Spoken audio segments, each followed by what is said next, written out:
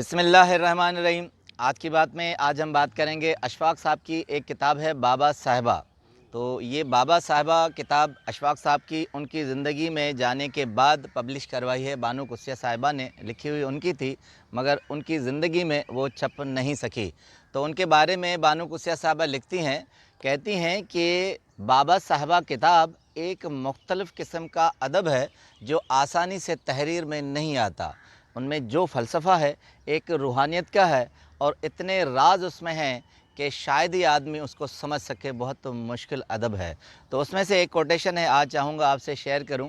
तो अशफाक़ साहब लिखते हैं, कहते हैं कि एक दिन मैं बाबा के डेरे पर, सर्दियां थी, हल्की हल्की धूप थी, तो गया वहाँ।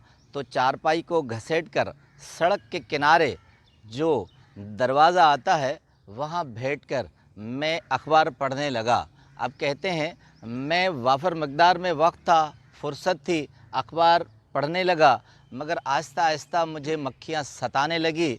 तो मैंने वो अखबार को लपेट कर एक तमाचा सा बना लिया। इस तरह अखबार का तमाचा बनाया जिस तरह मज़ाहिया आदमी हमारे गांव में भांड अपनी जुगत पर एक पंच लाइन पर अगले के हाथ पर मारते हैं।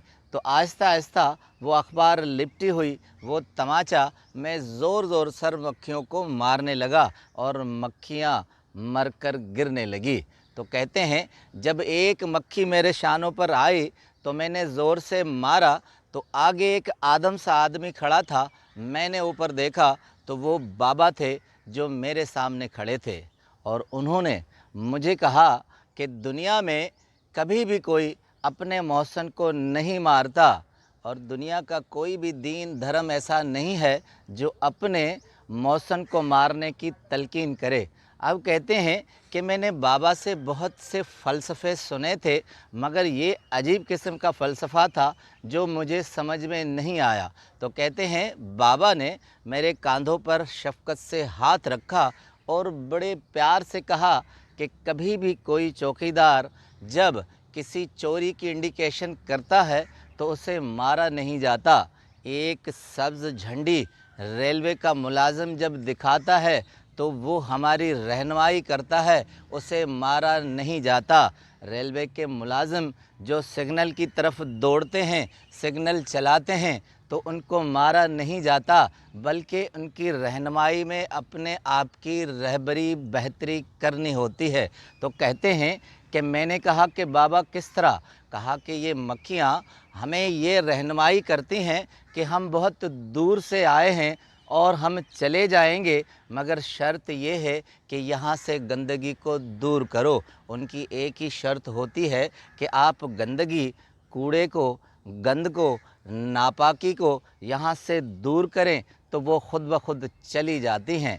कहते हैं अशफाक़ साहब कि मैंने बाबा की बहुत सी नसीहतों को गिरह से बांधा था।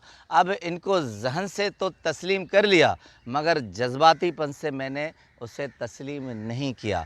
अब अशफाक़ साहब कहते हैं कि दूसरे दिन मैं डेरे पर गया तो एक पिंडा सा डंडा वहीं चारपाई के कोने में खड़ा हुआ पाया।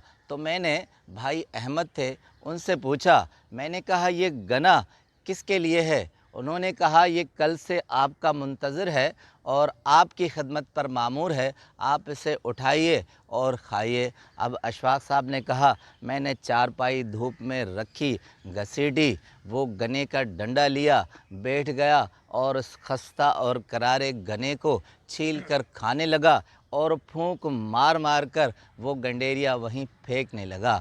अब कहते हैं कि थोड़ी देर में मंजरनामा ये था कि बहुत से गने के छिलके नीचे पड़े थे और बहुत सी मक्खियाँ वहीं भिनभिनाने लगी। अब कहते हैं अचानक बाबा के अंदर से आवाज़ आई कि बाबा जलाल, और बाबा जलाल आए फ़ौरन चारपाई के नीचे बैठ गए और वो हाथों से छिलके उठाने लगे और अपनी झोली में रख कर दूर चले गए। अब कहते हैं ये मंजरनामा था कि 2-3 मिनट के बाद सारी मक्खियाँ वहाँ से दूर हो गई। तो कहते हैं बाबा आए, उसने कहा कि कभी भी चौकीदार को ये महसूस करने न दो کہ وہ اپنے فرض سے غافل ہے۔